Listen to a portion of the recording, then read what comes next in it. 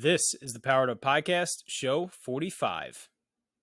The limitations are my inability to find the right strategy. And if I can't find it, I'm going to go searching for it. So if you're not doing well in my class, it's not because you are the problem. We haven't found either the right conditions, the right strategies, or conditions and strategies. And we got to trust each other that we're going to make it there. So there's no excuses. We got to find that way.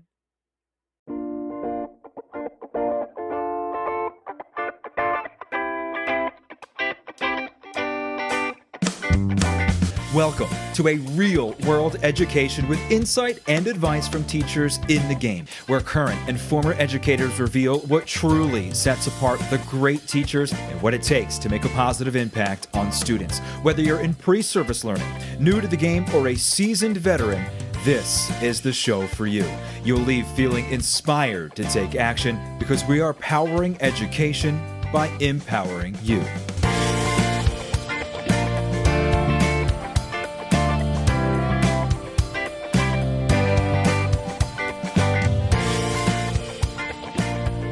Hey, what's going on, everyone? This is Ken Ehrman, host of the Powered Up Podcast, and I am here with my growth host, Mr. Matt Rogers. You like that little mix-up I did there? So I don't know how to feel about it.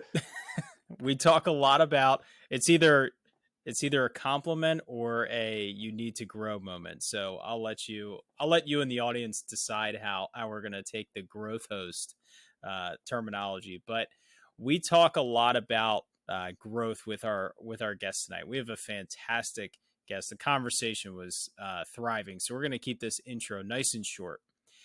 We talk about growth, and we talk about the need to know your students. And this has been a topic we've had before, that you have to get to know your students.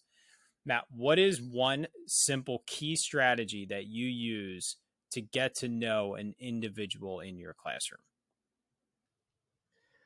While I think I'll kill some time, which is not the purpose of this short intro, I think the key really comes down, and we've heard this in other episodes, is asking questions that are not skimming the surface. And I don't mean necessarily asking questions that are private and like uncomfortable to know. Oh, what's your family dynamic? What challenges are you going through? That's not the question you have. But I think it's the idea we've heard of learning some facts about a kid in that initial conversation and continuing to learn a little bit more about it every single day when you have the opportunity. You said you take horseback ridings. The next day you ask, do you have a favorite horse? Do you have a favorite part of going to the lesson? Where do you go and who's your instructor? Do you ever anticipate competing? And just continuing to show interest in their personal lives as well as being kind of tasked with instructing them. I don't know if that answers your question, but no, it does. That's something that I feel like we're always striving. And I feel like I've mentioned a few times through the episode this year, I feel like I know my kids because of those simple conversations. I instituted a 1-minute interview per week with every kid. At one point, I have a little checklist, and they get 1 minute, and we just talk. And I did it more at the beginning of the year. And once the timer's up, we're done the conversation. I move on to the next kid, and I probably get 3 or 4 done in a morning meeting. And it has been, not even just my interactions with the kids, but the sense of community in the classroom is, I would like to think, and hopefully they back this up, way greater than I've ever experienced before. That's awesome. I really like that idea of that 1-minute interview. One strategy that I used was I took advantage of recess. I went out and I played sports with kids that played sports. I drew chalk with kids that like to draw chalk. Whatever they wanted to do, I would try to engage with them or invite them back into the classroom. Maybe they preferred things inside that they typically didn't stay inside for, but trying to hit every student, like you said about that checklist, it may seem impersonal to have a checklist to get to know your kids, but you should have a checklist because it's your security that you have had that conversation. Or, I did a recess activity with every student, because it's easy to forget if you did or not, or kind of gravitate towards one more than the other. A strategy I heard a secondary teacher share, which I thought was great. We don't have this in the elementary level, is they would really try to engage in conversation with kids that were wearing sports jerseys or musical things that represented the clubs they were in, and just ask questions about that, even if it was a sport they knew nothing about, or a hobby they knew nothing about. It was a great way for them to kind of target those students, because they typically wear the jersey on game days or dress up on game days. So it's kind of a way for teachers to know what they're involved in, and engage in those conversations. So I thought that was a great strategy as well. So our guest tonight, Rebecca Richardson, is from Utah. She is a very experienced, very knowledgeable, just really powerful educator that we have such great conversation around different topics, but it really, I would say, circles around doing best for students, empowering students, really trusting them to be involved in the learning process. And so really, I don't want to delay any further, because it's a little bit longer on our terms of interviews, but overall it's a fantastic listen through the entire show, especially towards the end when she talks about growth grading, which was something that Matt and I both wanted to dig into, and it was even better than I thought it was. So definitely stay tuned towards the end for her explanation of growth grading. So without any further delay, let's jump into that interview with Rebecca Richardson. Hi, Rebecca. Welcome to the Powered Up Podcast. How you doing today? Doing well. Thank you for asking. All right. We are really excited to have you here with us and jump into this conversation. So to kick things off, please officially introduce yourself, where you are coming from, and just kind of a snapshot of what your teaching career has looked like. Cool. Well, I'm coming to you from beautiful Salt Lake City, Utah. I teach at the famous high school, East High School, which is, the High School Musical stuff has all been filmed there. I started teaching after a career doing writing. So I started in about 2006, and I directly went into secondary education. So I have a degree in English, where I teach English language arts on the secondary level. I teach our multilingual learners, also formerly known as our ESL or EL learners. And then I've also taught the social studies composite, but I'm not teaching that right now. And currently, I do part-time teaching, where I teach EL courses and ELA courses. And then I also give support to the school for teachers who need support with their EL students. That's awesome. I really care more about your career, but I have to ask about the High School Musical part, because I had no idea that it was one even filmed in a real high school. I have to admit, I haven't seen any of them, but what was that like so were they filming it during the summer, or like, how did it have an impact on your district, your school, your kids? Just share about that, because that sounds so neat. Well, I had only heard about it. And then when I came to the school, they have like the Sharpay locker that's pink, and you can go through all these places. You can actually come to the high school and pick up a map and go on a little tour to where all of these certain things were filmed and taken place. And my family's from Sweden, so I had family coming to visit, and my cousin's children were really young or teenagers at the time. And I'm like, yeah, High School Musical was filmed there. I'd never seen it. We go, and they were so impressed. So I watched the movie with them. And what I realized was that same year that I was teaching, they were filming right outside my classroom, and the stars would come into my classroom to take a break, but I didn't know that they were famous or any of that. So when they'd come in, the first time they came in, I'm like, look, you guys, I know you're super excited about having, this filming going on, but I need you to go to class. And then they were like, no, we're in the film. And I'm like, yep, we're all in the film, aren't we? Get to class.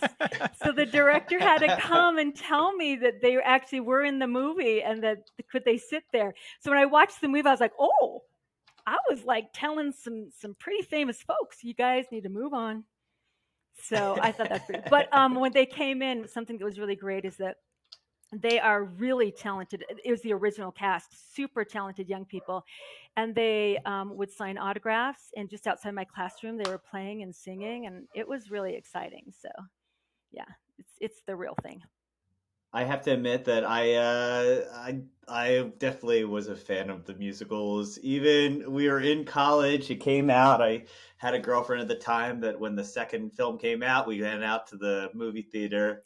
I am envious of your budding stardom and discipline of the stars. Very cool. Spoken like a true teacher too, telling the stars, no excuses, get to class. You don't take any of that BS. You know they're trying to hide something. That's hilarious. So you said that you started in your career as a writer before getting into public education. How does that have an impact on who you are as a teacher, maybe in the early part of your career or even still today? Because we've had a few guests that have had careers before education, and I know Matt and I both just know other teachers in our own personal lives, and I always think they bring a really unique perspective. I think they have a perspective of what the real world is potentially like. We always like to say we're preparing you for the real world, but uh, career educators, we were in school, we went to college, and then we went back to school, and we never actually participate in the real world in some sense. So, how has that writing career and that previous work just had an impact on your passions and the way you teach? Such a great question. I think the first thing is when I came back into education, I recognized some of the fallacies that we tell our students, especially as a writing instructor, that you have to do this or you better know how to do this. And what I had to do when I became a writer was unlearn everything that I had been taught how to do in high school and in college so that I could become more succinct in what I was doing. And so also I had a lot of failures along the way that I was told would hurt me, and actually they ended up helping me a little bit and giving me insight into who I was in the workforce. So that was the first thing that I would say when I came into education, and I would listen to other people within the Department of English Language Arts where they were selling a certain ideology that I recognized really was inaccurate compared to my experience outside of education. And I think the second thing is efficiency. So when I was in the private sector, you had to show production. So if I was saying I'm going to do something, it had to be done by a certain time, and people were checking on me, and our team had to just run like a well-oiled machine. And I find those efficiencies, at least in my experience in education out west, oftentimes lacking. And when we want to make change, it feels like we're trying to move these huge elephants, where in the private sector, when we made changes, they were often quick, and you had to adapt, and you had to be ready for what was coming next. And if you couldn't adapt, then unfortunately you were left behind. So that to me has been a really difficult place for me to adapt in education. Even though I've been in education now for about 15 years, I still am uncomfortable with how hard it is. How hard it is for educators in education to look at research, see what needs to get done, and then do it. I really appreciate that. I think those are fantastic answers. And uh, I Matt and I both do work outside of the classroom, and I can absolutely connect to that efficiency piece. But how have you, or how did you approach, or did you not, those conversations with your colleagues about those fallacies that you were seeing? And how do you navigate that as a classroom teacher where you don't want to continue to educate those students on the things that you have found are not important? And have you created any change in your department, or how have you navigated that within your school and your team? That's such a valuable question. I have over the years seen myself becoming more institutionalized, buying into the idea that things that initially I knew were really unimportant, when they become important for the school, it's hard for me not to buy into that. An example would be high stakes testing. What you get on those tests, including the ACT or the SAT, really have little bearing on how successful you're going to be once you finish with school. And so over the years, though, those tests have been ways to monitor and to determine the success of our school and our district. And so it's hard not to buy into the ideologies that are pushing the institution of education. So I do fear that that's something that's happened to me over the years. And what I try to do is bring in as many outside voices and as many outside people into my classroom to sort of shake me up and shake things up and to challenge my notions and ideas about what I'm doing. I am not sure how effective, or if my perspective has changed my department or the people I work with much at all. And what I unfortunately have done, and I understand how detrimental this can be at times, is sometimes it's just a matter of closing my door and in my classroom trying to bring to life my understanding and my experience and what has shaped me as a thinker and as a being. I think that's an unfortunate truth that a lot of us educators feel is the best way to do right by kids. Um, is to kind of close ourselves off and ask for forgiveness at the end of the day, more so than the approval, and that can make it uncomfortable with other coworkers. I would love to ask a question that's kind of related to this, but a little bit back. I have a feeling we're going to come back to this, though. One of the things that you mentioned earlier is obviously by coming into the classroom, you brought experience and you brought knowledge of real world expectations. I think your ideas of the pacing of expectations and change is a huge thing that honestly, the idea of bringing fast-paced changes to education frightens I myself. I'm sure Ken, both of us being in the safeguards of education and standards that take years to make adjustments, and even when they change, they don't change that much anyway. Um, that brings me much fright. But one of the things that I think is really interesting for a teacher who didn't start off in the classroom is many times we often think, oh, they have these real world experiences to bring in. They probably don't fumble as much because they have more composure. Um, I was in charge of 12 human beings at age 22 and expected to do as well with them as I do today. And I didn't have the skills to do that. But I also had a tremendous amount of leeway when it came to how I taught and how things went because no one expected me to be great. As a second career, I feel like you have the blessing and the curse of not only, oh, you know how this really works, but you also are expected to have classroom composure and the how to in even a shorter time frame that I think is a tremendously difficult situation. Can you kind of speak to that as well? Because just like the concept of closing your door, you also don't have as long of a leash and you have to go to those colleagues to ask questions and get feedback on behavior management or the workings of a building. I'm asking a big question to say, how challenging is it to join teaching late? Um, oh gosh, I don't know. I'm just going to be really honest. It was not challenging. It was so much fun. It was it I felt such a sense of purpose. The work I did before was challenging. And I love, for my personality, I love the that thing in front of you that someone says is not possible, and there's something in me that goes, I'm just, let's test that theory. So I had had experience doing presenting and developing technical manuals and working with training.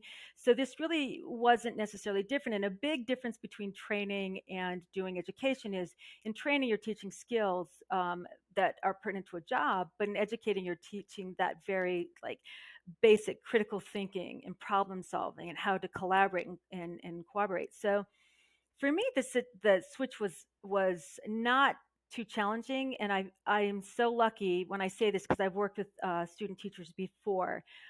I don't know why I had this luck, but I've never really been challenged with classroom management. That's been something that has, for whatever reason, come easy to me.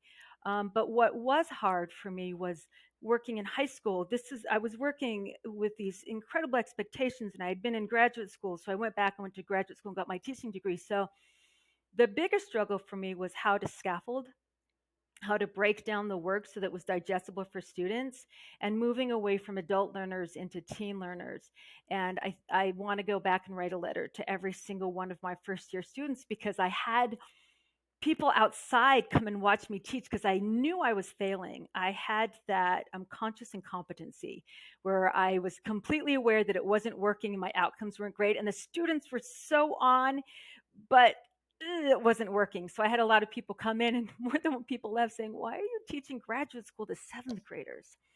And so I really had to recognize where my skill sets were and lean into those, and then lean into getting support for those areas where I needed to learn how to break skills down and how to create simulations and experiences for students to really grapple with ideas. And that is where a lot of the heavy lifting came in. And I would imagine that that comes with, like, I mean, all I'm hearing when you say that is vulnerability.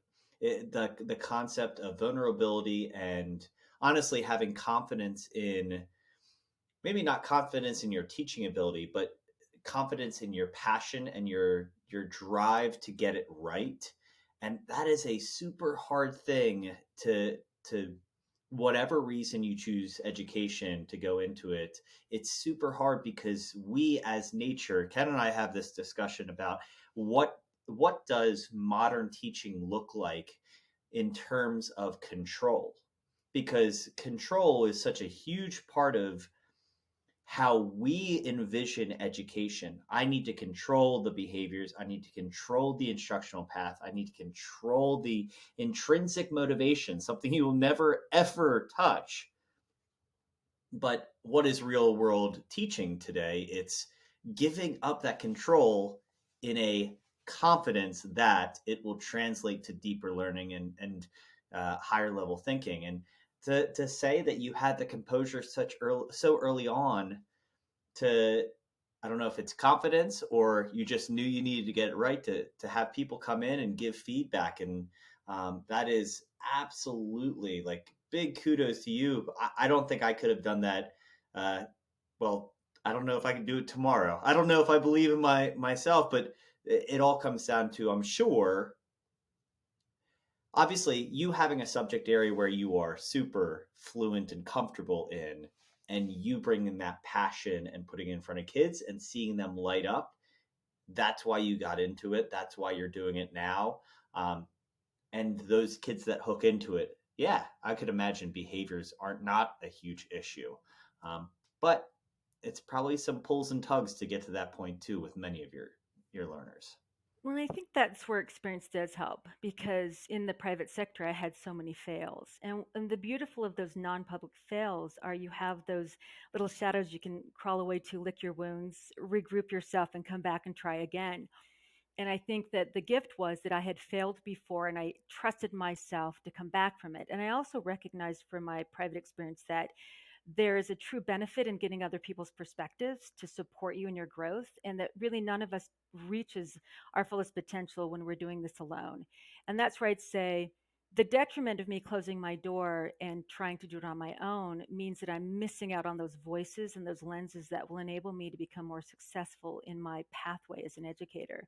And it's only more recently that I have really leaned into this idea of community education, that we are a collaborative group of educators. And when I was given the opportunity to do a quote unquote support for educators, one of the things I recognized early on is that I'm not going to be successful by going into a teacher's classroom. I'm observing them, and then I come up to them and say, "Well, let me tell you how you can do this better," because this is a hard job, and none of us needs anyone coming in telling us how to do it better. What I did think about, though, was my own growth, and where it's come from is the input and the feedback from other people, and how if if the feedback is really specific to what I'm working on and my specific need, then it's very welcomed. But if it's not, I oftentimes will tune it out anyway, because it's such a demanding job. I don't have time for you to come and tell me what you don't like about my education. And so I have to say that for me, in order to open that window, I created for our school what's called an observation cohort, where educators go ahead and they make personal goals for their professional goals for where they want to go ahead and have greater growth. And then we come in and we observe and give feedback specifically to that area as a collaborative group of educators. And I have to say it's been very powerful for me, because I get to learn by observing, I get to learn by hearing the other feedback, and then I also get the opportunity to have people come in and share in my teaching experience and give me feedback in areas where I'd like to improve. If you have a teacher listening to this interested in that idea, maybe they're in the instructional coach role and they're trying to build that that confidence and that culture in doing that more, or they're on the teacher side and they just want to start doing this with 5 of their colleagues. What are some action items that they could do to develop that cohort? Like, how do they select the goal that they're focused on, or what are, when they're observing their colleagues or they're being observed, what is the checklist of items that they're writing out, or what are the things that they're looking for and reflecting on afterwards? That's a great question. So I think most educators have some sort of goal that their district makes them work on each year. That could be a beginning point, although for me, if I'm going to be honest, that's more of a hoop for me to jump through. We in our school are working what's called teacher clarity. So there's this really great book called Assessment Capable Learners by Hattie and Fry, and I forget the third author. But basically, it is challenging teachers to go ahead and act more as a facilitator. And in that role, the questions are: how are you providing exemplars for your students, and also rubrics? How are you having them choose into areas that they're trying to demonstrate growth? And then how are you modeling the work that you're asking for? And how are you also giving them tasks that help support that? And so if you have some sort of school-wide development that you're trying to do like that, such as teacher clarity, I think looking into that and seeing where do I personally want to show growth. But during COVID, the way that it worked was a lot of us were burning out. So for part of the observation, I just invited teachers, and some said, I just need you to come in and tell me what I'm doing right, because I feel so burned out. This is so hard. Can you just tell me that I should stay in this profession? And if you're in a situation like that, wow, we had some really powerful conversations. And it was really helpful for us to see, all of us, that it's hybrid, it's hard, and we're dying over here. But guess what? We're doing it. So that's a place that you could just buy into. And then sometimes that people are like, well, I'm struggling with classroom management, so what can I do? So really, it's what's wonderful about it is most of us are pretty aware of areas where we really want support, and sometimes we're just afraid to ask for it. And that goes back to, Matt, what you were saying about that vulnerability, because part of the work you have to do is just be open to being, you're putting it out on the table. I suck at this. Come and tell me what you think. And that, I think, once you get past that point and then you have a feedback protocol, ours is very well designed, where we know the type of feedback you're going to get. I think that you go through those a couple of times and the trust is built, and pretty soon you've got a really great group of people who are there to support the growth of everyone. Well, and just to piggyback off of that, I think we all, I mean, I love the structure that you have, because, I mean, whether it's having the support to be right. So Ken and I sit down to have this podcast because, in our own sense, this is our own version of professional development. This is a customized version of, hey, I can ask a question that I need answered by really good educators and get incredibly good feedback. We need to connect with other educators for validation, for creativity and idea generation, to kind of, I think we block out things that we can't process at that moment. And like you said, you know what, is this good enough has been the motto of education for the last year and a half, if not more. For me, maybe longer than a year and a half, but it's that idea of justifying what we're doing. And I think we're finally trickling into, okay, I can handle true feedback because my classroom's starting to look normal again. Matt, I want to cut you off for a second and ask you a question. How often, outside of your required observations, do you have someone observe your teaching? See, that's what I was going to lead into. It's so unique. And I have one more question to add to that. How often do you observe other teachers? So why is that? As a classroom teacher, what holds you back? Is it your own vulnerability? Is it logistics of your district? What are the factors that prevent teachers from doing it more? Because I see that as a coach, and that's something I'm trying to change. I mean, the logistics are probably the both the answer and the excuse. Clearly, like, for instance, today I was subbing in for my other fourth grade teacher's special because they had an IEP meeting, and that's just the status of surviving right now. So it wasn't my kids that I was running their special, it was my coworkers special that I ran, and we had a great time. It was totally fine. But the idea of asking, I mean, I think Ken and I have talked about this. The idea of taking a sick day and justifying it is really tough right now, let alone to coordinate anything special. What I would like to think is that we're nearing a time where we can get back to that. And with it, with the expectations, because it's going to happen, the administration, the high stakes observations are going to start asking, what are you doing that's almost as if we never experienced a pandemic? That's in the pipeline in 2 to 3 years. But I think we need to be prepared to say, I need to be receiving feedback not just once a year, or honestly, once every 3 years, because I only have a traditional observation every 3 years. And I mean, we sit there and we have a pre-meeting. It is the most beautiful lesson plan I've ever written. Like everything, we have essentially pre-taught the lesson before my administrator's in there, so it goes well. Like it is, because it's what it all comes down to. So to answer your question, we don't get feedback. That's why we're sitting on a screen on a Tuesday night at 9 o'clock, at least Eastern Standard Time, because we need to have that feedback. We need that validation. We need that opportunity to express, hey, this is what my classroom looks like. Is that anywhere close to what it should? I know what the standards say it should look like, but I've never seen a classroom that embodies the standards. Please point me in that direction. Yeah, and those logistics are real. I think that the convenience, the way that it can work with us is when I was asked to go in and support teachers, I was terrified, and not terrified of anything more than recognizing that you can't make change by having someone come in and telling you what to do different. That just doesn't work. And so when I went to my principal and said, here's how I'd like to use this time that you've given me. So what's lovely, so for example, on Monday we had observations. I went into 4 other teachers' classrooms so that they could go into the teacher who's being observed. So I could go in and help them. And then I went in and made observations, and we came all together. And so sometimes the way it'll work is a teacher will have a prep period and another teacher is teaching a class. So I can go into this person and the prep can go in, and that logistics is important. And then also our principal has put money aside so that teachers get paid for staying after school and having these conversations.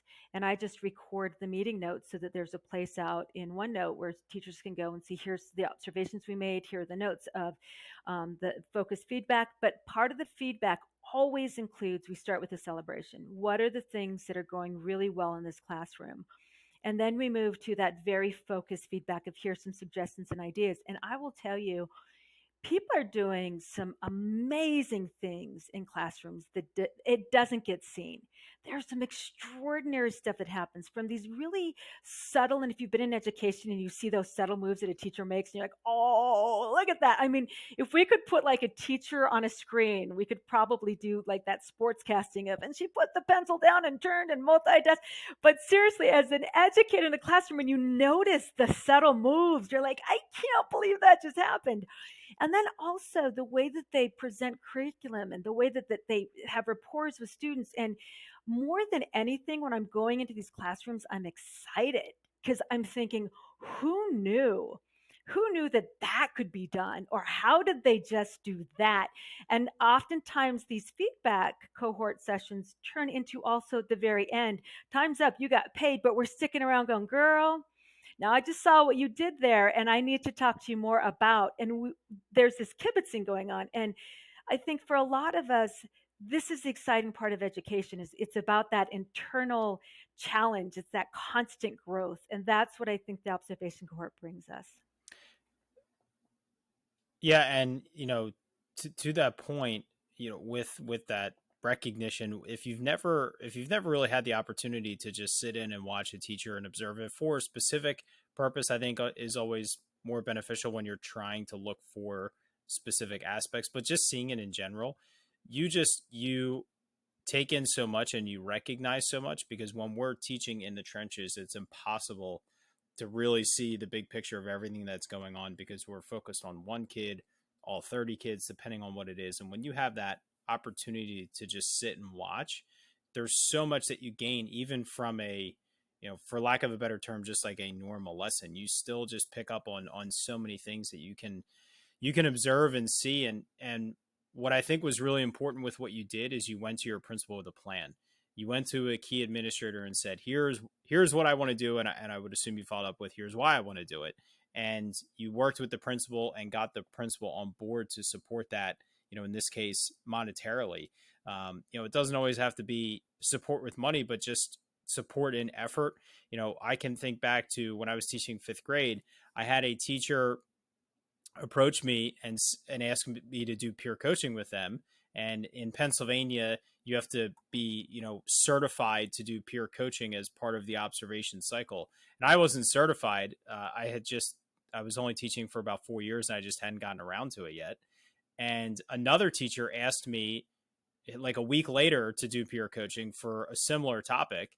And so I said, well, this other teacher just asked me the same thing. Like, I'm not certified. They went to the principal and he said, well, you both can typically you observe each other. You both can observe him and then you debrief together. So he's not really involved in the process necessarily, and just put teacher A and teacher B, like just use terminology so it's not obvious that you didn't actually do it exactly the way you should. So just another administrator being creative in supporting teachers to do that. Those administrators are going to help with those logistical pieces, that can really help it become more successful. Matt, I threw this to you first. Do you want to add anything before we jump off? Well, I think the concept of observation is huge, because I heard a recent term that I loved from a coworker of mine, of not bad or challenging kids, but referring to them as flow disruptors. And I thought it was such an interesting way that, we manage a flow in our classroom, and we have different learners and different opportunities that disrupt that flow. And I thought it was such an interesting way to think of it. And what I found fascinating is I had a chance to go just pop in. I had to go drop money off for a retirement gift. And it happened that it was during my special. She's teaching a curriculum that's similar to mine. And I just stuck around. She was fine with me sticking around. And we had this conversation. She mentioned, yeah, I've got a flow wrecker right now. And like we're dealing with that. And what I saw was, a class that for the most part understood the procedures that she obviously explicitly taught with care and love and an understanding of why that's important, and her having to spend a lot of proximity time around a specific learner. And those are the type things that I wasn't there for an observation. I wasn't there to learn what I was going to bring into my classroom, but I got to see the structure of how she handled teaching this lesson, and how she handled the flow of the room, and how she handled a challenging situation. It just so happened this kid had been virtual and decided a month into school that they were going to rejoin the classroom for the first time in almost 2 years, and was really struggling to reacclimate. We can justify and understand why that happens, but it doesn't need to be a 45-minute observation. And I'll say that, like, us as educators are searching for that true PLC that's not forced, that we have to meet at this time. Really, it's meant to be an organic conversation around topics. I know what we're doing right now for goal setting is we're talking about responsive classroom attributes, and a bunch of us are trying to bring those things in. It has been the best part of my school year, besides being in front of the actual kids, because I hear about all the challenges that leads heavily into a bunch of people rooting each other on, and how we can each make, honestly, modest to very minor changes, but it'll totally change the way our classroom flows. What is the responsive? What was it called? The responsive Classroom. So the responsive classroom is just kind of in to try and sum it up, and this is, I'll say this as kindly as possible. The program's incredible, and I've had friends that have gone. It's like a 3-day, 4-day workshop. Incredible. I did not jive with our particular presenter, the one who friends of mine went to. It's an incredible program, but realistically, it's all the soft skills and those extra things that really talk about the SEL, and how you can create classroom culture and community as a priority in the classroom. And I know even if you can't do the training, some of the resources are phenomenal. I've talked about one of them on here. It's called a book called Yardsticks, and it's literally what is developmentally appropriate per age. And so I read a chapter of 9-year-old what's developmentally appropriate and 10-year-olds, and I can see in every single 9-year-old name screaming to me, oh, that was age appropriate. Like when you start a new grade level and you have to know, oh, is this appropriate for a fourth grader? Is this okay for a ninth grader? It really spells it out, and I just found that so incredibly helpful. In addition to morning meetings, message activities, quiet time, the idea of just kind of settling down and then wrapping up the day. It makes me think a lot. I'm working with a student teacher right now, and when things aren't going well, the motto I like to go to is what are the conditions that your students need to have success? So, what are we creating in this environment? And when we're creating a community of learners, how do we help every learner in that environment become in tune to and sensitive to the conditions that their peers need for success of that entire learning environment? And in that sense, I love the idea that the role of the instructor is more of a facilitator of those conditions, and that when you have those students that are struggling in a classroom, the wonderful gift is that you just don't know, or you haven't created the conditions that they need for that moment to be successful. And this has become even more important to me. I have a 12-year-old, and he is neurodivergent. And certain areas, ooh, this kid flies. He flies. He loves to read. He loves storytelling. He pulls in information. He can hold it in like, I don't know what. If there's a new phone number, I'll just turn and say, hey, Milo, this is the number. Remember it for me. So I don't need to have a computer with me. But at the same time, he has other needs that are hard to meet in those learning environments. A lot of attention deficit. He has a hard time focusing sometimes. And so when I'm talking with his teacher, oftentimes I wonder about how she's got to know him to understand the conditions that he needs to be successful. And the way that this has shifted me as an educator is it's moved it away from my way, my rules, what I think ought to go, and it's turned it into a space of how are we going to build a community of success. And it really allows each individual to see the important role that they play for the entire room to move forward. And it builds empathy and a drive to understand your peers, because if I have a certain behavior, but it's driving this person crazy, I either need to find a way to contain this behavior, or I need to say, you know what, Miss Richardson, I am needing to tap this pencil right now. I know it's going to make Jose go crazy, so I'm just going to haul and tap for a minute. And it's yeah, go ahead. That's a condition you need. He needs that condition. Let's make it work. And so for me on the high school level, what's really cool is when we start the school year talking about what we value, what are our personal values, how do those bleed into the conditions that we need to have around us, and then how do we build community agreements for the entire class that reflect those conditions so that we can have a classroom that flows. And I think when it comes to classroom management, when things start getting a little bit sketchy, we can go back to those and say, have our conditions changed? Because we're human, right? And if so, how can we then adapt our classroom environment to that? And I would have to say, for me, when I think about where and how classroom success has been most effective is when I bring in the whole community and we see ourselves as one body moving forward. But it reminds me a lot of what the training that you're talking about. I really like that terminology, the conditions for success. When I was teaching fifth grade, the last few years, I really transitioned into developing a flexible learning space that the students really well. I have a podcast where I talk about where they literally set up the classroom.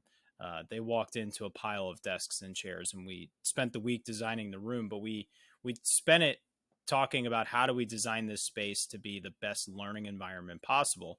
And what it transitioned into was, frank, there was no assigned seats. They didn't have desks. They could sit where they wanted pretty much the entire day. And it was, I would set up expectations where I would say, hey, like it's whole group time at the front. And they knew that you couldn't be more than, X distance from the front of the room. There was expectations that we set. But a lot of times when I was doing my small group instruction, independent work, I told them you have complete freedom, but you need to figure out where you work best. There are going to be some of you in here that can sit next to your best friend for an hour and be incredibly efficient. You don't really talk to each other. Maybe you talk a little bit, but just that presence of your friend being next to you is comforting or whatever that is. And there are others in here that you literally have to separate yourself from every human being in this room because all you will do is talk if you're around people. And I don't want you to change your personality or try to say, I'm not going to talk to people. You are. That's your personality. So, create those conditions. I didn't use that terminology, but I like that. Create those conditions for yourself to be successful. And it was my job to point it out when they couldn't figure it out, or they kind of knew it, but they just needed to be told, like, yeah, you can't sit next to your friends, or you can't, be in this part of it. But also, building into that empathy piece you were talking about. Very simple example. I had maybe 5 of the big, yoga balls. They were the hottest seat in the classroom. Them and like some of the desk swivel chairs. And there were the same kids that would come to school early and the same kids that would get there late, pretty much just by bus arrivals. And eventually we had a conversation with like, just because you're the first person to get there, does that mean you have the right to always have the cool seats that everybody wants? And it really turned into a conversation of reflecting on, what, I've sat on this chair that a lot of people enjoy sitting on the last 3 days. Even though no one's sitting there, I'm not going to sit there because there were shy kids and kids that didn't want to run after the chairs. Just simple things like that. That's a very elementary conversation, but that idea of understanding the environment and the classroom culture, and like you said, it's our role to create those conditions for them to be successful, but also helping them see what are the conditions they're successful in, like that example of tapping the pencil. So for anyone that's listening or watching us for the first time, Matt and I don't script anything except for like our last 2 segments where we ask standard questions. We do sometimes ask the guests for some basic information when we first ask them to join the show. You put on your submission growth grading. That caught my eye right away. Can you tell us what is growth grading? Or it sounds very interesting and I want to learn more. Yeah, I love growth grading. So, um, in order to be effective with growth grading, you absolutely need to understand the proficiencies that are required by your state and the state standards, the core standard. But I teach students who have never been to school before. So students who've been denied access to education. So they're coming in 16, 17, and they're pre-readers. I also teach students who've been to private schools and they're coming in ready for college. And the way that they do math and the way that they understand chemistry, it's actually quite superior. And these students are coming in the same learning space together. And I am an absolute believer in inclusive learning spaces. There's no reason that they shouldn't, and they have things to learn from each other and with each other. So one of the things that I noted though is if I have a student who's coming in and we're working on decoding and we're looking at early fluency, their needs are going to be quite different than a student who are going to be challenging into looking at the rhetoric of a speech given by some politician. At the same time, my objectives in meeting these standards is pretty much the same. But if I have a student and they're working their butt off and they've gone from pre-reading to a first grade reading level, by straight proficiency standards, I'm going to have to fail this student because they're not meeting the 9th, 10th, or 11th grade proficiency standard. However, if I recognize the proficiency standards that start at kindergarten and first grade and second grade in English language arts, I can take them back. We can look at where they begin. And then what I do is students will create their own goals based on exemplars and based on benchmark. I'll give them a pre-assessment and I'll give them feedback. And then together we work at them creating these goals. Now, what I'm looking for then is their growth in that particular area. So in language arts, we're looking at a reading growth goal. How are we doing in our reading? We're looking for that writing growth goal. We're looking for the speaking one. And then what's really nice in the state of Utah is we have digital literacies as well. So how am I pulling in digital literacies into what I'm doing? And ultimately, in these portfolios, students have to provide evidence of growth, and they have to talk about how that evidence of growth, what strategies, specific strategies they were using in order to develop that growth, and what their next step will be in moving on that path. And what I love about the thinking behind it is it's about authenticity, right? Just like in the observation cohort, students can definitely see where they need support. Also, when we give them strategies, they need to be able to say whether or not that strategy was effective or not. When I'm asking you to do A, did you find that to be a worthwhile strategy, or do we need to mix this up a bit? And finally, at the end, what I love is it's always a place of celebration. I don't care about your grade. I don't care about a number on it. Can you tell me today that you now know something, can do something, you feel something different than you did yesterday? And if that's the case, you're moving forward on your path and journey.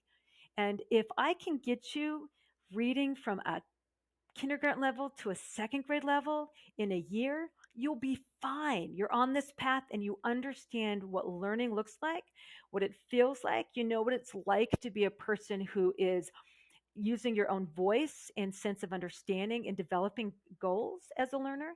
And you're understanding that you need strategies in order to be effective in them. And so for me, this is the place where we meet our students where they are when they come to our classrooms, where we recognize that there's a place for every student in our classroom. And further, every student can be successful. And we're not doing this commerce. If you give me this, if you get 25 points and I'm going to give you an A, if you get 15 points, what does that even mean? And how do I even digest that into what it means to be a person who's learning? And so for me, the whole point of it is that students recognize and understand what learning looks like, what it feels like, that they're advocating for themselves, that they're recognizing that we all need strategies to move forward. And they can come back to me and say that strategy didn't work. So they understand the problem isn't them when they're not moving forward. The problem is we haven't found the strategy that they need. And once we find that strategy, they're going to start finding themselves moving forward. And sometimes it's multiple strategies, but it's really fun. And this is my third year doing it. I found it really important, especially during we were remote learning, and so for me to be able to work with students and help them find growth, it was one way where students were turning in portfolios and they could walk away from a camera and do some work, and I could then meet with them individually and give them strategies. But anyway, I really believe that if people are going to leave this system without damaged learning identities, we have to recognize that the value is in learning. And it doesn't matter where you start. It doesn't matter what skills you're bringing to the game. It matters where you end. And it's the recognition that every human being has the capacity to move forward and that they are deserving of the opportunity to learn more. And if there's limitations, the limitations, and I say this to my students all the time, the limitations are my inability to find the right strategy. And if I can't find it, I'm going to go searching for it. So if you're not doing well in my class, it's not because you are the problem. We haven't found either the right conditions, the right strategies, or conditions and strategies. And we got to trust each other that we're going to make it there. So there's no excuses. We got to find that way. Goodness, I feel pretty fired up. I feel like you just hit like so many heartstrings of like, this is why the value in education and great people who um, honestly stay in the profession, right? Like that is the perspective that when you wake up, you need to remind yourself over and over again, because even those hard days, that's the priority. I guess I find it fascinating that there are uh, kids, because again, if a kid who has been displaced and comes and has a learning opportunity in my classroom for the first time in fourth grade, they are they have missed out on an educational journey by all means up until that point, but they're still not far from really I'm sure there's embarrassment and discomfort to teach, but I have learners that have gone through preschool up that are still in decoding and encoding skills, there's ways to pull that in. And the fact that you manage all of those situations, first off, your love is in English language arts. To pull the ELs into that is kind of an additional side that is definitely related, and getting to the core of English language arts, it's completely connected. You're just teaching English language arts. Can you real quick talk about what that experience was adding that in, or maybe that was a side passion of yours that it was very comfortable to take these learners, let alone the ones that you're trying to expand and elaborate for on the other end. That really gives me like the chills that you can manage both of those. But specifically for those learners in alternative experiences, how did you get yourself up to speed to say, hey, this is the strategies that I need, the training I need, this is how to best make use of their time and focus on what you said, which is learning. That's what they need so that they don't reflect poorly. Yeah, it's been a long journey. And I would love to say that, yesterday I thought this up and it was so easy. But Yeah. it started with the first year that I was teaching at East High School, and I was given a classroom full of students from all parts of the world and seeing a variety of needs that I didn't know how to meet. And when you go through a secondary program, and I think this is pretty consistent. They don't teach you decoding. They don't talk to you about phonemic awareness. That's the stuff that you have to go in and learn. And so when I sat down with my first class and I realized I had students who didn't like, oh wow, they can't make sense of the words on this page. So then I would go into L1, and I would maybe try and have them read in Spanish, and I'd realize, oh, okay, so this is also an area where in their L1 they're really struggling. I recognized the need for me to go in and get training. And so I just looked for every opportunity to understand what it means to be taking a reader from K all the way up through 12. And it's that's where I think elementary teachers and kindergarten teachers and pre-K teachers, they do not get the credit they deserve, because the work that they're doing with these young people is so extraordinary and valuable. So I went to those folks and said, "Can I just see what you're doing?" And I went to lots of conferences and I took lots of classes and I did whatever I could. And once I started recognizing what was in front of me, at first I just felt like I was drowning and I was overwhelmed, because in a traditional classroom setting, there was no way I was going to meet the needs of all of these students. So over the years, I started playing around with strategic grouping and differentiating in my classroom. And then there were so many pieces I could see it was coming together like a puzzle. And then, and I truly believe that this is important, I have kept my classroom open, and we're right by two major universities. And so when someone says, "Can I have a pre-service teacher come in your classroom?" I say, "Oh, please, oh, please, oh, please, oh, please." And I love those people. And what I demand from them is that they give me feedback and they bring in ideas. And then I have them working with students as soon as possible. So I had a pre-service teacher who went on to be an extraordinary chemistry teacher. And we kept in touch, and she would tell me about the exciting things in her classroom. So I came to visit her.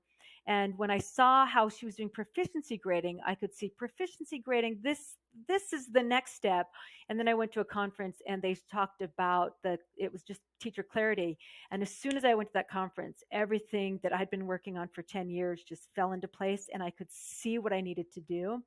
And I understood the next step for me. And I think the big thing is you really do need to know your core. You need to know what are the explicit skills that you need your students to be learning. And you need to understand the skills that they might need even before coming into your class, those foundational skills. And you need to recognize what the next step skill level might be. So you need to have a nice, strong understanding of those things. And if you don't, then you need to be reaching out to educators that do have that information. And from there, you need to then develop lessons that invite students to have to bring out assets, because you're not going to get your pre-reader students to jump into the learning game if they feel like everyone here knows how to read but I don't. So how are we pulling on the assets of students, demonstrating that everyone here has something to offer? And that takes its own type of work, which is, it comes from the idea of, I'm going to tell you a story, you're going to draw a picture, and you're going to find that there's an amazing artist. Or you're going to say, we're going to do this game with ropes, and we're going to do collaboration, and you're going to notice there's that amazing collaborator. And I'm very explicit when I'm putting in groups to say, maybe I have a Jose, and he has never had a chance to go to school. So I say, Jose showed such amazing collaboration. He knows how to pull a group together. So you recognize that Jose is in this group for this reason. So you're always explicitly pointing to the strengths of the classroom so that when you're doing heterogeneous grouping, students who may not have the same academic skill sets demonstrate or understand and recognize the assets that they're pulling in so that they know authentically they belong and they have something to bring in. And then ultimately you have to say, what types of tasks can I give my students? What kind of readings can I bring in that will pull on the learning of every individual? And I keep the objective the same. So maybe we're doing literary analysis, but for my pre-readers, what we're analyzing might be, what are the phonemic sounds that we might find in English that help us build words? And for my higher levels, what are some of the rhetorical moves that are being made? And it's the first little bit of setting it up is really challenging, but the work is exciting and fun. And if you like that sort of challenge of this feels hard, maybe even impossible, but I think it's possible, I think that's where it might just feed the people who have that hunger. You said it multiple times, and we've had a couple others say it, and it's something that I felt that I did a lot, and it's explicitity with, I'm saying it's wrong twice now, but being explicit, we'll go with that way, with the kids. And connected to what you're saying, for me, with my strategies for small group instruction and the use of quick data points and quick checks and things like that, I told the students exactly why I was using it, exactly how I made the groups, and what they should be recognizing when they're taking those. And I think we don't give our students enough credit when it comes to that. And maybe that's part of being explicit. Maybe it ties back to that vulnerability piece. But anytime you can be explicit with the students on why you're doing something, why you grouped them the way you did, it they want to be in the know. I mean, even for us as educators, when we're told this is the new system, this is the way we're doing it, whatever the case is, first thing we think is, why are we doing it that way? People want to know why. And so when you can be explicit with them, I think it's really powerful and beneficial. So I feel like we've talked a lot about different concepts here, and we're starting to see a little bit more about what being in Miss Richardson's class is like. So I want to learn that a little bit more. So we're gonna jump into our lesson lens here, and ask you a couple questions about something that you've done in your classroom recently or way in the past. So question number one: are we going to hear about a unit overview, a long-term project, or do you want to share about a single lesson? Oh, geez, I could do any and all of the above. I think for any of the above, I'm going to start with an objective, right? What is my learning objective, and why is this my learning objective? Why do I think that this is the time for this particular objective? And how has my students' feedback and input helped me understand that we're ready for this particular objective? Once I determine my learning objective, this is what I want my students to feel, think, be able to do once we've finished. I then start thinking about what tasks I can do to, one, assess, and we can talk about formative assessment or those summative assessments, but basically I need to know where they are along the way. And that also, more importantly, are personalized so that I understand who my students are. I understand what drives them. I understand the worlds that they're living in, and I've developed that through relationships. And if I don't have that understanding, then maybe part of the activity is me getting to know who they are as human beings in this particular sense. And then I also want to think about the collaborative piece, right? So, in what ways am I having students learn together, to rely on each other, and to understand what it means to be a part of a learning group?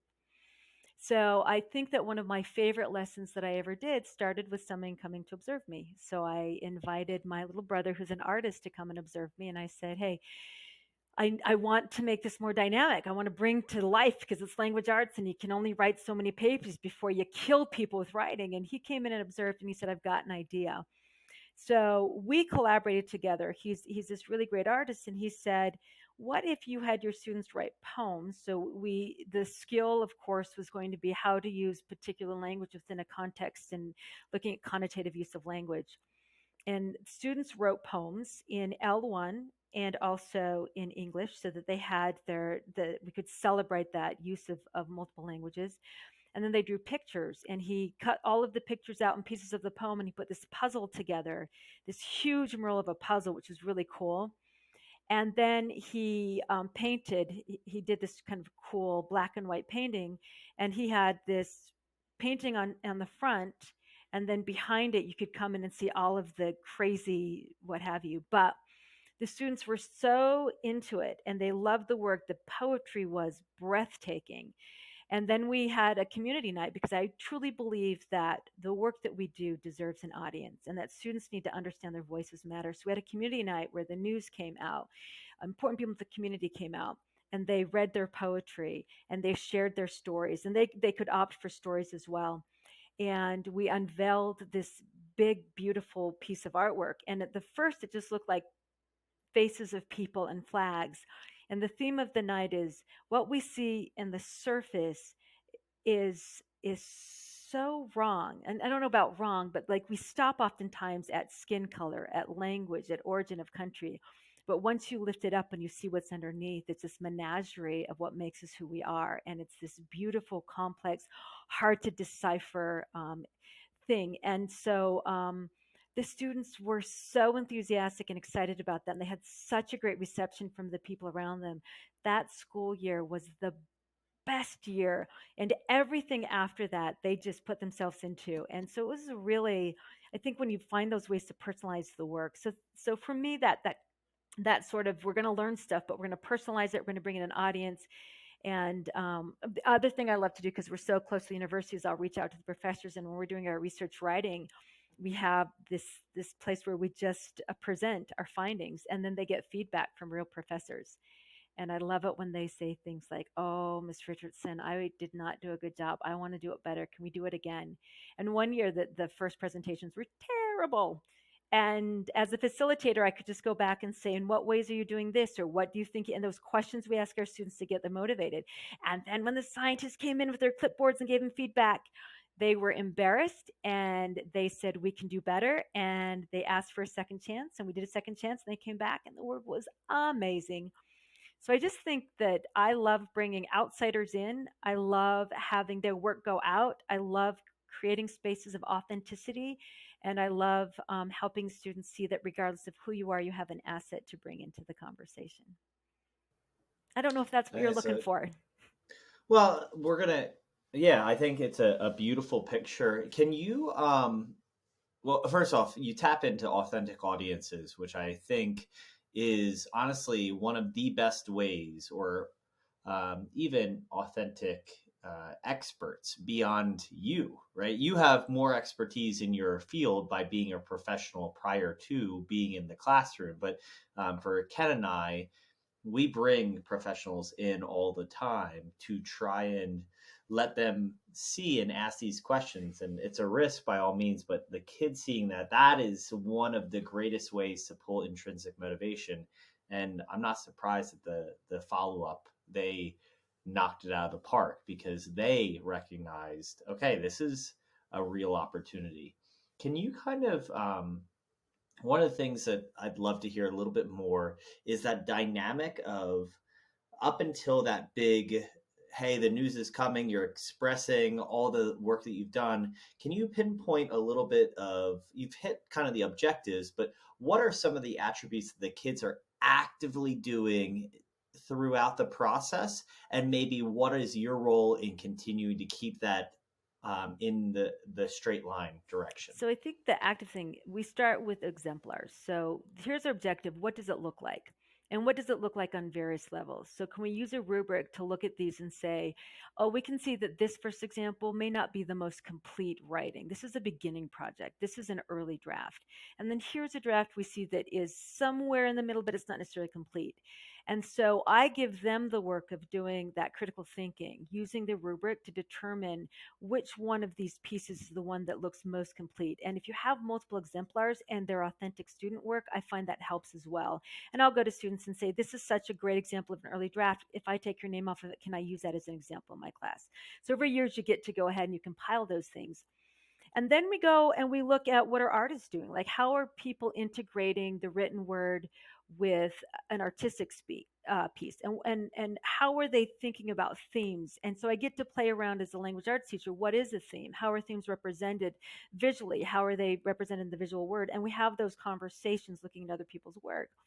And then we start the ideation process. So if this is our goal, we want to, and we think of what that purpose is. So it might be the purpose that we did was we wrote poems about what it meant living in a new culture, what it means to make that trip or that travel from being bicultural and bilingual.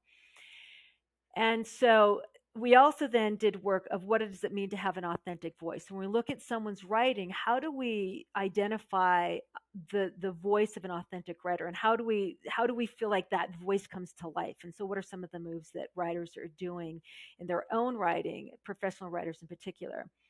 And then we draft. We look at those things and we start drafting. And I do a lot of just writing. So the writing is happening where it's the conditions for learnings. We agree that there are times where it needs to be really quiet for some students, and there needs to be a space of active conversation for others. So we'll go up into the classroom and say, okay, so right now is that place of active conversation. This is the time to be milling out ideas with your partner and really thinking things through. And this is the noisy part, and this is the interactive part.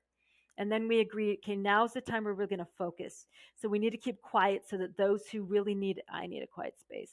So for people like me who are writers, and if you got a question, take it out in the hall, and you and your partner will go with clipboards out in the hall, and you'll have that conversation there. But this space, the silence is sacred.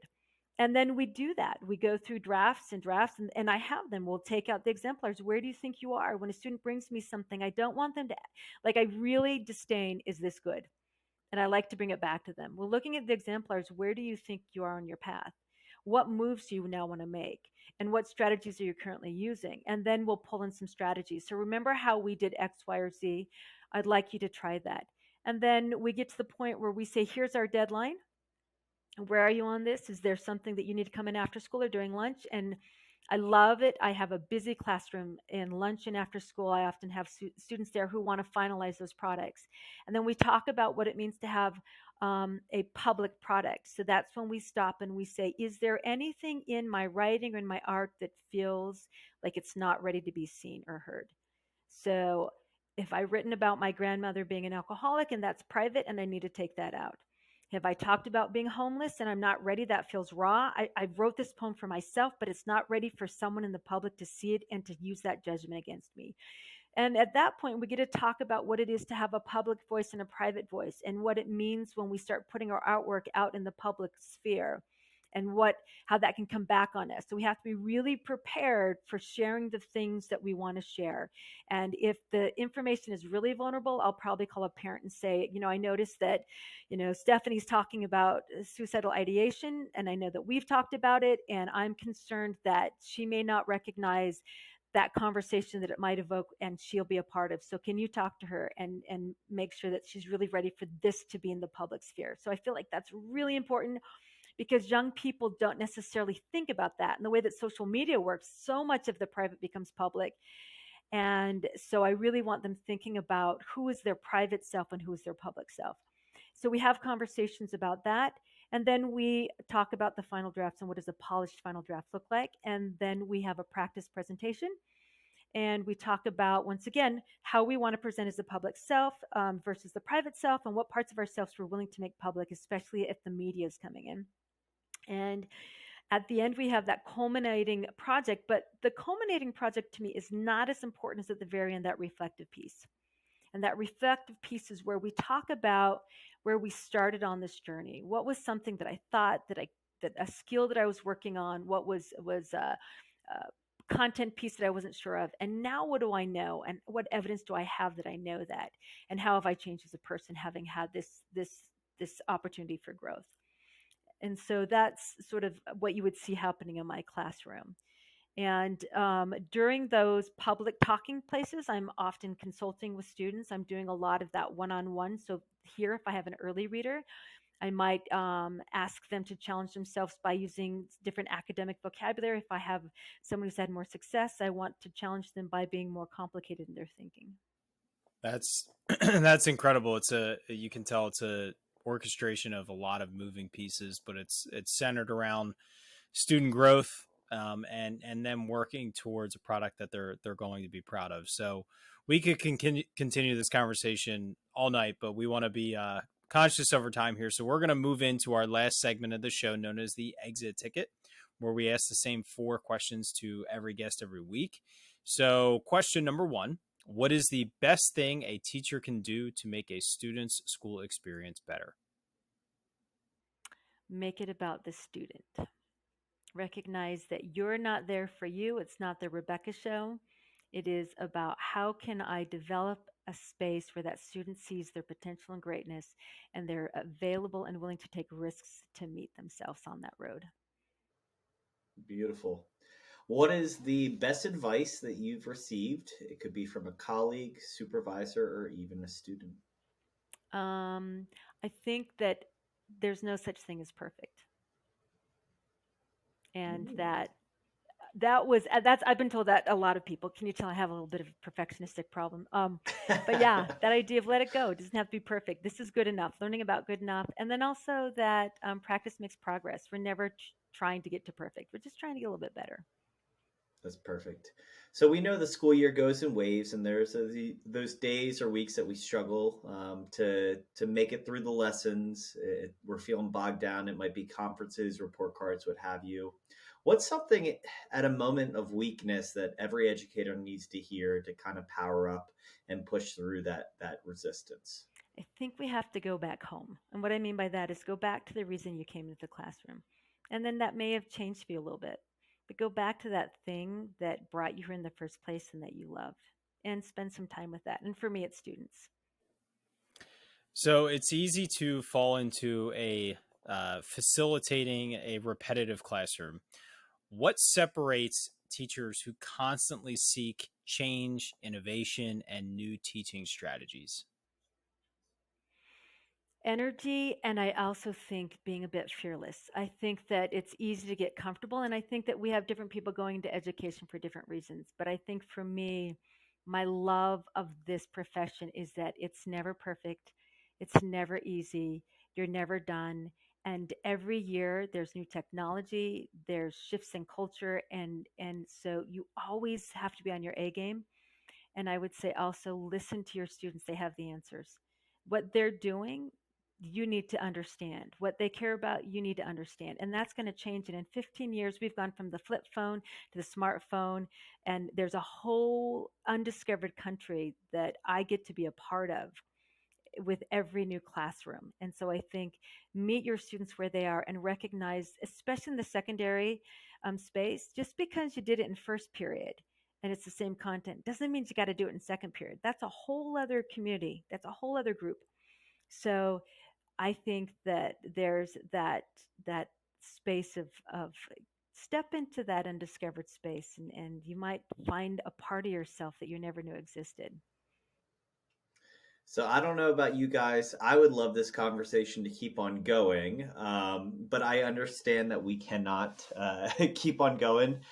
What is the best way, Rebecca, for our audience or just myself to keep the conversation going? What are the best ways to get in contact with you and continue to learn these incredible perspectives and really cool projects that you're participating in your classroom? Oh gosh, I never thought of that. I do have a Facebook page. You can see some of the work I've done. So, and I love my summer school programs because those get to be more like the elementary school thing where you're doing lots of content over the day. So I think it's Rebecca Richardson at East High School on Facebook. I think it's that. I might have to send you that. And then also my email's beck@smoochbelly.com. Yeah, we So will, someone Rebecca. could We'll be email able me. to. You can send that to us, and we'll link it in our show notes page. So which can be found at powereduup.com/show 45. So everything some topics that we talked about, some key points, as well as we'll link up that Facebook and we'll put your email in there as well, so that our viewers and our listeners can connect with you and continue the conversation. Rebecca, this has been a blast. I've really enjoyed this conversation. Your school, your kids, your colleagues are clearly very, very lucky to have you as a part of their learning community, because you're doing great things inside that classroom when the doors close, and you're also obviously breaking down those walls and bringing a community of learners together with your colleagues, which is just fantastic. If you are listening to us for the first time, please hit the subscribe button wherever you are listening, whether it be on a podcast platform or watching us on YouTube. We've had amazing conversations like this for a long time now. We're coming up on almost a year of running this show, and this is show 45. We've had probably about 40 guests from across the country that are just doing incredible things. And any pre-service educator, current educator, you listen to these conversations, we really believe you'll feel powered up, and you will be able to take away maybe one key strategy or just a whole new philosophy to the way you approach your classroom. So please share this out with other educators so we can continue to reach them and allow them to learn from the incredible guests that we have on our show. So Rebecca, thank you again. And Matt, why don't you power us down for the evening? All right, Rebecca, thank you for the time. And as we power down this episode, you have left us powered up. I'm ready to charge into tomorrow and make a huge difference. So we hope everyone stays well and healthy. That is our priority right now as we head towards the colder months. And take care of yourself and continue to take time. Go back home, as Rebecca said, when you need to, both literally and figuratively. And we will talk to you guys next week.